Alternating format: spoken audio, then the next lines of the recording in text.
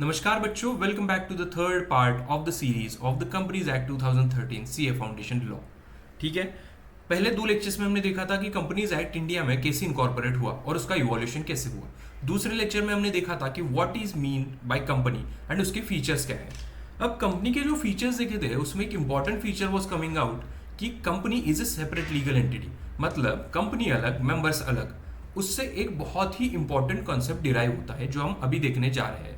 Company and members को अलग treat करने के लिए there is one corporate veil in between, मतलब मेंबर और कंपनी के बीच में एक पर्दा होता है, लीगल पर्दा होता है, उसको हम कॉर्पोरेट व्हील बोलते हैं।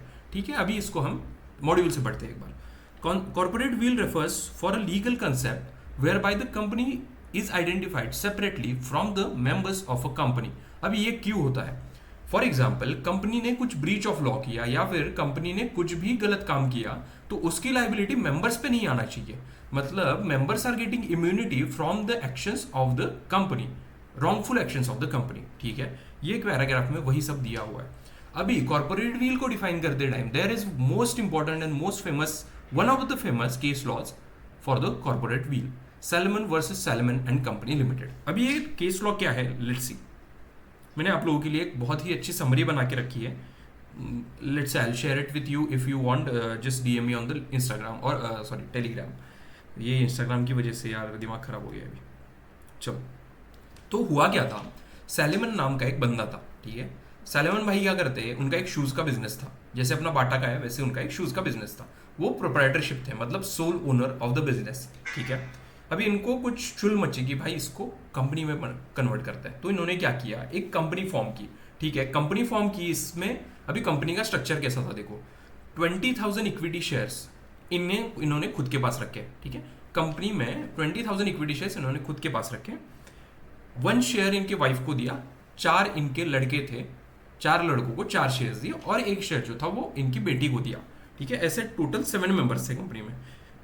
हाँ देखो, ये टोटल 7 मेंबर्स है। ठीक है, apart from this 20,000 equity shares worth rupees 20,000 pounds, he is having 10,000 pounds के डिबेंचर्स। ठीक है, 10,000 पाउंड्स के सिक्योर डिबेंचर्स। अब सिक्योर डिबेंचर्स का मतलब क्या होता है? ठीक है, इन केस कंपनी का अगर कुछ लिक्विडेशन हो जाता है तो कंपनी के एसेट्स बेच के जो भी पैसा आएगा वो पहले इसको मिलेगा। ठीक है, विच इज सिक्योर। एंड इस कंपनी का वन ऑफ द डायरेक्टर था ये सैलमन भाई साहब। ठीक है, अब क्या हुआ, देखो अब क्या होता है, एक दिन ऐसा बिजनेस चलता जाता है, एक दिन क्या होता है, कंपनी सच में लिक्विडेशन में चली जाती है। ठीक है, तो अभी मैंने आपको समझाने के लिए यहाँ पे एग्जांपल जो लिया है, इसके फॉर एग्जांपल एसेट थे 6,000 पाउंड के। ठीक है, इसके पास डिबेंचर है 10,000, जिसका मतलब सैलमन के पास डिबेंचर है 10,000 पाउंड्स के। इसका चार्ज इसने इसके एसेट्स पे क्रिएट करके रखा है, मतलब कंपनी के एसेट पे क्रिएट करके रखा है। उसके मतलब कंपनी के अनसिक्योर्ड क्रेडिटर्स थे 7,000 रुपीज, मतलब इसने कुछ माल वगैरह खरीदा होगा कंपनी ने, तो उसके अनसिक्योर्ड क्रेडिटर्स थे 7,000 रुपए। अभी सोचेंगे कि ये 6,000 रुपए जब भी कंपनी रियलाइज करेगी एसेट बेच के, तो सबसे पहले किसको जाना चाहिए? जाना तो चाहिए जो सिक्योर्ड है उसको। ठीक है, मतलब सिक्योर्ड डिबेंचर्स को पहले वो जाना चाहिए। बट अनसिक्योर्ड क्रेडिटर्स कोर्ट के पास जाते हैं। कोर्ट के मतलब अभी आप देखो ना, ये 6,000 रुपए आएंगे, सैलमन के पास डिबेंचर है, सैलमन बोलेगा मेरा 10,000 रुपीज की लाइबिलिटी है कंपनी के ऊपर। ठीक है, ये 6,000 के 6,000 मैं ले लूंगा। अनसिक्योर्ड क्रेडिटर्स को हमें क्या मिला? घंटा। ठीक है, तो अब अनसिक्योर्ड क्रेडिटर्स गए कोर्ट के पास, वो बोले कि यार ये सैलमन की कंपनी, मतलब प्रोप्राइटरशिप सैलमन की थी, उसके बाद कंपनी में सारे मेंबर सैलमन के ही रिलेटिव्स है, सैलमन के पास सबसे ज्यादा शेयर्स है, salmon is one of the director, मतलब ये कंपनी बेसिकली सैलमन की ही है, सैलमन एंड कंपनी अलग नहीं है। ठीक है, तो वो सिक्योर्ड डिबेंचर्स में मतलब सिक्योर्ड कैसे हो सकता है? उसी के डिफॉल्ट की वजह से कंपनी ने डिफॉल्ट किया है। ठीक है, कोर्ट ने क्या बोला है कि यार देखो, there is corporate veil between the members and the company. तो अभी क्या हुआ है, कंपनी ने जो भी ऐड किया, कंपनी जिस वजह से लिक्विडेशन में गई, उसका और सैलमन का कुछ भी संबंध नहीं है, and salmon will be the secured creditor of the company. तो सबसे पहले पैसा जो जाएगा वो सैलमन के जाएगा। तो कंपनी मतलब कोर्ट ने यहाँ पे कॉर्पोरेट व्हील इस्टेब्लिश किया कि मेंबर्स अलग, कंपनी अलग, सैलमन का पूरा भी स्टेक हो कंपनी में। इसका मतलब ये नहीं कि कंपनी के एक्ट्स के लिए सैलमन जिम्मेदार है। ठीक है, so this is one of the interesting and most famous case law. अभी ये सैलमन वर्सेस सैलमन जो केस लॉ है, ये हम स्टडी मटेरियल में भी ये ब्रीफ में दिए है, बट मैंने आपको ये समझा दिया है, तो आप ये खुद से पढ़ लो तो आपको ज़्यादा बेटर समझ में आ जाएगा। आप वो डायग्राम भी रेफर कर सकते हो जो मैंने बनाया था, ठीक है। अब क्वेश्चन आता है कि कॉर्पोरेट व्हील कब लिफ्ट किया जा सकता है, मतलब कभी तो ऐसा इंसिडेंस आएगा कि कंपनी और मेंबर्स को सेम ट्रीट करना पड़ेगा, राइट। हमेशा आप कंपनी और मेंबर्स को सेपरेट ट्रीट नहीं कर सकते। तो इसके लिए एक 4 से 5 एग्जाम्पल है जिस केस में कोर्ट ने ऐसा डिसाइड किया कि कंपनी एंड मेंबर्स को अलग ट्रीट नहीं किया जाएगा, मतलब मेंबर की गलती की वजह से कंपनी को कुछ नुकसान हुआ है तो company and member will be treated as one and the same, and उस टाइम पे ये पर्दा उठाया जाएगा, ठीक है। तो let's see lifting of corporate veil. Before going to the question, one should first try to understand the meaning of phrase lifting of wheel. It means looking behind the company as a legal person. That is disregarding the corporate entity and paying regard instead to the realities behind the legal facet, where the courts ignore the company and the concern themselves directly with the members or the managers. The corporate veil may be said to have been lifted. Only in appropriate circumstances the court are willing to lift the corporate wheel, and that too when question of control are involved rather than merely a question of ownership. मतलब control का जब question आता है, merely ownership का नहीं, कौन control करता है कंपनी को, वो क्वेश्चन जब आता है, ऐसे केसेस में कोर्ट्स ने most of the time corporate veil को लिफ्ट किया है, ठीक है। अभी लिफ्टिंग ऑफ कॉर्पोरेट व्हील, इसमें बहुत मतलब 5 तरीके की केस लॉज है, मतलब 5 कॉन्सेप्ट के बेसिस पे केस लॉज है। First concept is to determine the character of a company, that is to find out whether the को एनिमी और अ फ्रेंड। अभी इसका मतलब क्या है, ठीक है। इसके ऊपर एक बहुत इंपॉर्टेंट केस लॉ है, Daimler company limited versus continental tyres and rubber, ठीक है। चलो let's see what is this case law is all about. पर्दे में रहने दो, पर्दा ना हटाओ, कॉर्पोरेट व्हील इज पर्दा, तो कोर्ट बोलता है कि पर्दे में रहने दो, पर्दा ना हटाओ, बट अगर पर्दा हट गया तो मेंबर डिस्क्लोज हो जाएगा, ठीक है। तो लिफ्टिंग ऑफ कॉर्पोरेट व्हील में ट्रेडिंग विद द एनिमी। अभी क्या हुआ था, डैमलर कंपनी लिमिटेड, ये इंग्लैंड में एक कंपनी है जो कि व्हीकल मैन्युफैक्चर्स करती है, ठीक है। Continental tyres and rubber company, ये टायर मैन्युफैक्चरिंग कंपनी है, ठीक है, which is also registered in the company. But क्या होता है, इसके सारे share holders and directors are German, ठीक है। फर्स्ट वर्ल्ड वॉर की बात है, Germany was against the England, ठीक है। जर्मनी और इंग्लैंड के बीच में बहुत भयंकर युद्ध छिड़ा हुआ था। अभी क्या होता है, कॉन्टिनेंटल टायर्स के सारे share holder except one are Germans and directors are also Germans. सिर्फ एक शेयर होल्डर था जो इंग्लैंड में था, जो कि ब्रिटिश था, ठीक है। And this company is also registered in the England, ठीक है। अब क्या होता है, continental tyres and rubber company ने डैमलर कंपनी को कुछ टायर सप्लाईज किए, ठीक है, टायर सप्लाई किए। अब ये मांगते हैं पेमेंट। डैमलर कंपनी बोलता है भाई पैसे नहीं दूंगा, तो दुश्मन देश है, दुश्मन देश की कंपनी है, मैं पैसे नहीं दूंगा।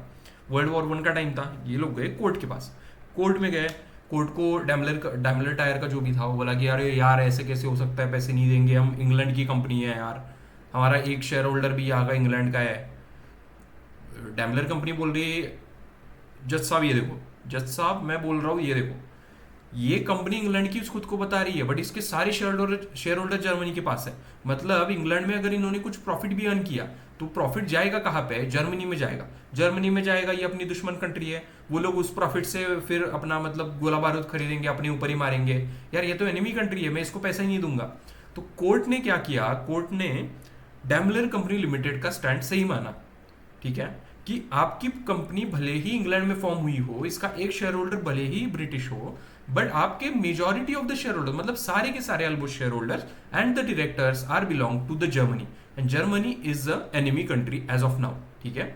तो हम लोग ये जो कॉर्पोरेट व्हील है उसको लिफ्ट करते हैं, एंड हम लोग शेयर होल्डर्स एंड कंपनी को एक नजरिए से देखेंगे, तो डैमलर कंपनी को इनको पेमेंट करने की जरूरत नहीं है।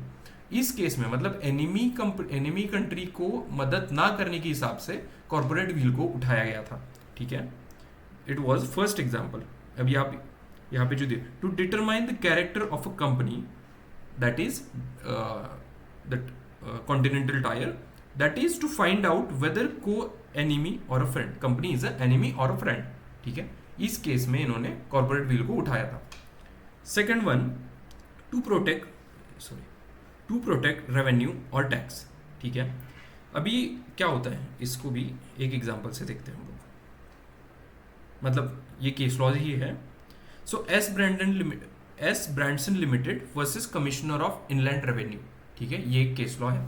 अभी इसमें क्या होता है, देखो, law taxes duties where question is controlling interest, ये इसमें दिया हुआ है। अब क्या होता है इसमें, एक कंपनी का पेडअप शेयर कैपिटल है 1000 shares at the rate £5 each share, ठीक है। मतलब अब ये छोड़ो, 1000 शेयर्स एक कंपनी में है, ठीक है। वो 1000 शेयर्स में से 590 शेयर्स डेनिश कंपनी होल्ड करती है एंड 410 मतलब 410 शेयर जो है इसके डायरेक्टर्स ओन करते हैं, ठीक है। Out of this 410 shares there are 301 shares held by 2 directors as nominee of this Danish company, ठीक है। तो यानी ये जो मतलब डेनिश कंपनी जो है इसके पास टोटल शेयर मतलब 600 शेयर्स है, ठीक है। उसमें से 395 जो शेयर्स है वो ये 2 डायरेक्टर्स ही कंट्रोल करते हैं। तो बेसिकली अगर हम देखेंगे तो ये जो 2 डायरेक्टर्स है, यहाँ पे जो 2 डायरेक्टर्स है, ये इस पूरी कंपनी को, जो भी एक इनलैंड में कंपनी है, मतलब यस ब्रांडसन लिमिटेड कंपनी है, इसको होल्ड करते हैं, जो नॉमिनी डायरेक्टर्स है, ठीक है। अभी इनके यहाँ पे एक लॉ था, ठीक है। ये क्या बोलता है कि majority of the directors are, if majority of directors are holding shares of a company, then उनको जो पेमेंट होता है उसका डिडक्शन कंपनी को एक्सपेंसेस में नहीं मिलेगा, okay, while arriving at its profit, okay. ये बोलते कि यार हम तो देखो, Danish company is majority of the share holders, हम तो डायरेक्टर्स है, हम majority of the share holders है ही नहीं। बट जब कोर्ट ने डीक किया एंड इनलैंड रेवेन्यू ने उनको मतलब कोर्ट के नोटिस में ये ला के दिया कि ये जो 2 डायरेक्टर्स में से जो 2 डायरेक्टर्स हैं, ठीक है, वो डेनिश कंपनी को भी इनडायरेक्टली ओन करते हैं एंड ये डायरेक्टर्स का जो शेयर होल्डर है उसमें भी मेजॉरिटी ऑफ द स्टेक इनका ही है।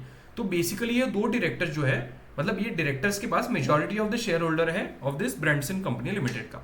तो इनको ये जो डिडक्शन है, मतलब रेम्यूनरेशन पे टू डायरेक्टर्स वाला जो डिडक्शन है वो अलाउ नहीं होना चाहिए, ठीक है, while calculating the profits of the company, ठीक है। सो इस टाइम पे कॉर्पोरेट व्हील को उठाया गया था, okay. This is little confusing, but ये अगर आपको समझ में ना आए तो इसके ऊपर मैं अलग से वीडियो बनाऊंगा जो कि एनिमेटेड वीडियो रहेगा इस केस लॉ को लेके, ठीक है। To protect revenue and tax में this is one of the case law, S Berendsen limited versus commissioner of inland revenue. Second most important case law is Dinshaw मैनेजी Petit, ठीक है, जस्ट मिनट, दिनशॉ मैनेजी पैटेट। अभी ये केस लॉ में क्या हुआ था देखते हैं, this is very interesting case law, ठीक है। मिस्टर दिनशॉ करके एक जनाब थे, ठीक है, इन्होंने एक कंपनी इनकॉर्पोरेट की, वो मतलब 4 कंपनीज इनकॉर्पोरेट की इन्होंने, ठीक है। 4 कंपनी में कुछ भी बिजनेस नहीं था। इन कंपनी का बिजनेस क्या था, इन कंपनी ने मतलब मिस्टर दिनशॉ ने उसमें इन्वेस्टमेंट किया, 4 कंपनीज में इन्वेस्टमेंट किया, ये कंपनीज ने और बाकी कंपनीज में इन्वेस्टमेंट किया, और वो बाकी कंपनीज में जो भी डिविडेंड आता था, जो भी रिटर्न आता था इन्वेस्टमेंट से, वो 4 कंपनी अपने पास रखती थी, ठीक है। वो जो डिविडेंड और रिटर्न आता था वो कंपनी के पास है, और ये कंपनीज ने क्या किया कि मिस्टर दिनशॉ को ये जो प्रॉफिट एंड रिटर्न था, जो भी डिविडेंड एंड रिटर्न था, वो लोन के मतलब फॉर्म में मिस्टर दिनशॉ को दे दिया। अब दिनशा ने इस लोन का तो कभी रीपेमेंट ही नहीं किया। दिनशा बोल रहा है कि लोन मेरे इसमें आया, loan is non taxable income, मैं इसका टैक्स नहीं भरूंगा, और वो जो डिविडेंड और रिटर्न का टैक्स वो कंपनी देखे, मैं और कंपनी तो सेम नहीं है, because there is corporate veil, there is पर्दा between me and the company, ठीक है। जज बोले भाई साहब वाह क्या आइडिया बनाया इसने, बट भाई अगर तू रेवेन्यू और टैक्स को इवेड करने के लिए अगर ऐसी कंपनी बना रहा है तो हम लोग ये कॉर्पोरेट व्हील को उठाएंगे, पर्दे को उठाएंगे और तुझे और कंपनी को सेम ट्रीट करेंगे, ठीक है। So this is one of the interesting case law of Dinshaw Maneckjee Petit. चलो अभी जाते हैं नेक्स्ट केस लॉ पे, ठीक है। अभी पहला हमने क्या दिखा था कि to determine the character of a company, that is to find it is enemy or a friend. पहली उस केस में हम लोग कोर्ट ने कॉर्पोरेट व्हील को लिफ्ट किया था। Second is to protect revenue और टैक्स, इसमें हमने 2 केस लॉ दिखे, एक तो Brandson limited versus commissioner of inland revenue जिसमें वो directors were majority of the share holders. दूसरा केस लॉ देखा दिनशॉ मैनेजी पैटेट, जिन्होंने 4 कंपनीज बनाई थी to route their investment, to route his investments, ठीक है, और उसका प्रॉफिट और वो कम करने के लिए, tax liability, to protect revenue और टैक्स। तीसरा जो आता है to avoid a legal obligation, ठीक है, लीगल ऑब्लिगेशन करने के लिए। इसमें एक बहुत इंपॉर्टेंट केस लॉ है, the workman employed in associated rubber industries limited Bhavnagar versus associated rubber industry limited and another. मतलब अभी यहाँ पे क्या होता है, ठीक है, this is also very interesting case law. चलो इसको समझते हैं हम लोग। एसोसिएटेड रबर इंडस्ट्रीज ने एक दूसरी अनदर कंपनी में एक इन्वेस्टमेंट किया था, ठीक है, इन्वेस्टमेंट के लिए उनको डिविडेंड मिलता था एंड ये रबर इंडस्ट्री के पास 20 एम्प्लॉयज थे, 20+ एम्प्लॉयज थे, तो बोनस एक्ट के तहत इनको बोनस देना भी जरूरी हो गया था। अब हो क्या रहा था, एसोसिएटेड इंडस्ट्रीज के खुद के प्रॉफिट इतने नहीं थे कि वो बोनस दे सके कंपनीज को, बट उसको जो भी अनदर कंपनी से डिविडेंड मिल रहा था उसकी वजह से इनकी प्रॉफिटेबिलिटी बढ़ रही थी और उसकी वजह से 20 एम्प्लॉयज को बोनस देना पड़ रहा था। अब इसके जो ओनर्स थे इन्होंने एक बहुत अच्छी चाल चली, इन्होंने क्या बोला कि ये जो इन्वेस्टमेंट है ये हम हटा ही देते हैं, तो इन्होंने एक होली ओन सब्सिडरी बनाई, मतलब इसने एक डमी कंपनी बनाई और वो डमी कंपनी में सारे जो शेयर्स थे of the another company transfer कर दिए इन्वेस्टमेंट, ठीक है। तो अब ये डमी कंपनी को जो भी डिविडेंड आता था वो डमी कंपनी को मिला, ना कि एसोसिएटेड रबर कंपनी, और ये एसोसिएटेड रबर कंपनी का प्रॉफिट कम हुआ, प्रॉफिट बहुत ही कम हुआ, ठीक है।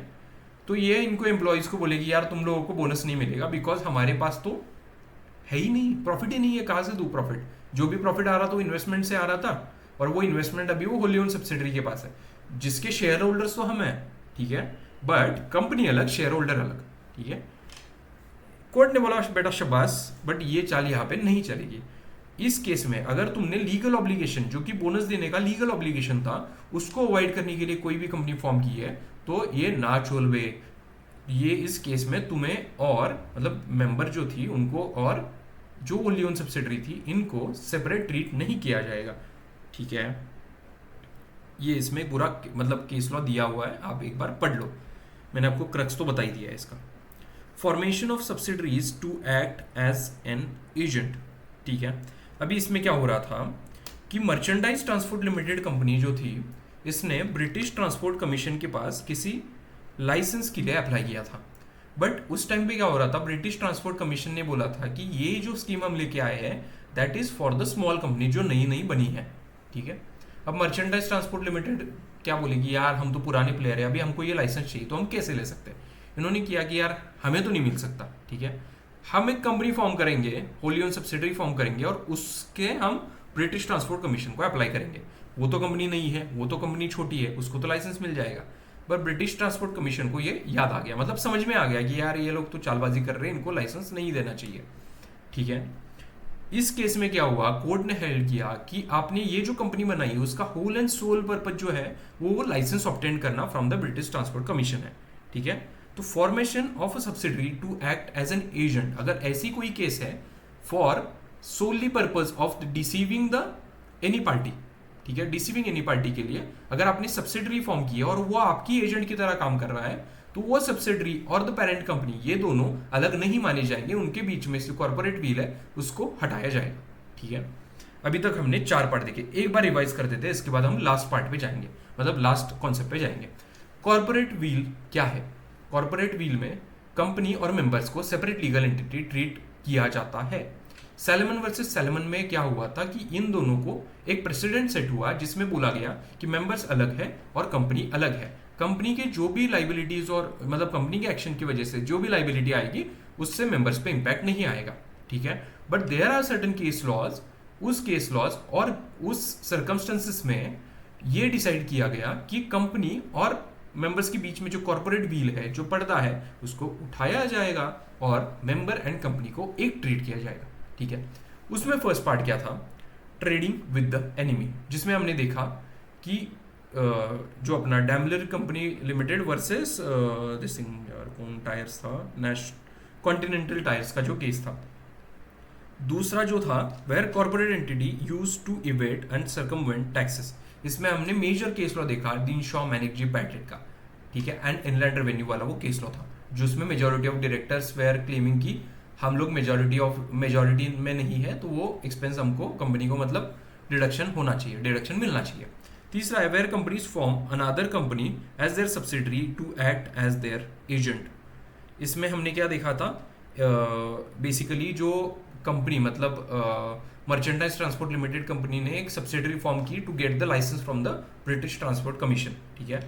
उसके बाद हमने देखा था कि to avoid any legal obligation, इसमें हमने देखा था कि वो एम्प्लॉयज को जो बोनस देना पड़ रहा था उसको अवॉइड करने के लिए इन्होंने एक सेपरेट ओनली सब्सिडरी बनाई थी कंपनी ने, एंड उसके थ्रू वो डिविडेंड रूट करवाया था, ठीक है। तो इनका मतलब जो मेन कंपनी का प्रॉफिट कम हो सके इसके लिए। अब लास्ट आते हैं इसमें company form for fraud, improper conduct और डिफीट लॉ। इसमें एक केस है Gilford motor company versus Horne का। ये भी बहुत इंपॉर्टेंट केस लॉ है। ये केस लॉ हम थोड़ा सा डिटेल में समझेंगे कि इसमें क्या हुआ था, ठीक है। तो गिलफोर्ड मोटर नाम की एक कंपनी थी और इसमें हॉर्न नाम के एक डायरेक्टर थे, ठीक है। ईबी हॉर्न नाम के एक डायरेक्टर थे, एमडी बेसिकली। गिलफोर्ड मोटर क्या करता था कि मेरे पास कोई भी एम्प्लॉई है जो कि हायर मैनेजमेंट में है, उससे confidentiality and restriction agreement sign कराता था।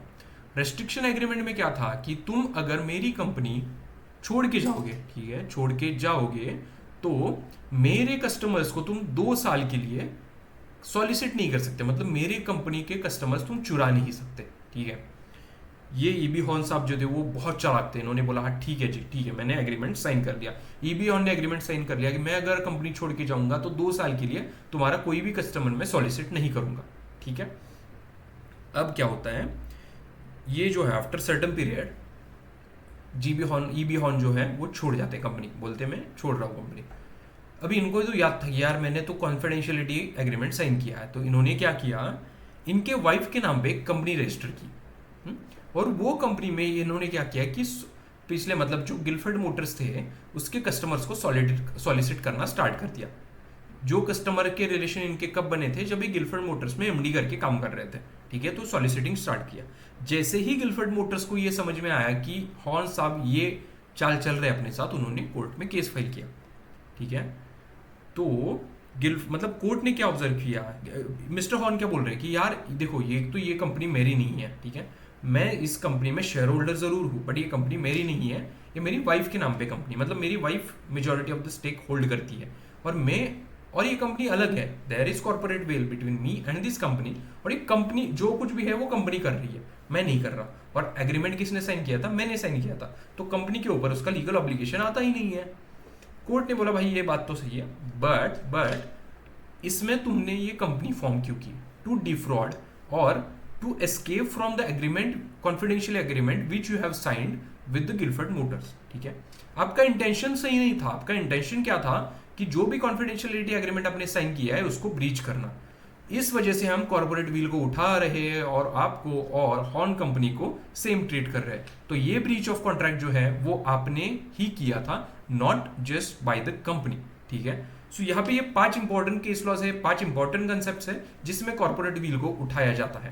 सो दोस्तों ये वीडियो आपको कैसा लगा प्लीज कमेंट करके बताइए, एंड अगर आपको ये वीडियो अच्छे लग रहे हैं तो आपके दोस्तों के साथ शेयर कीजिए।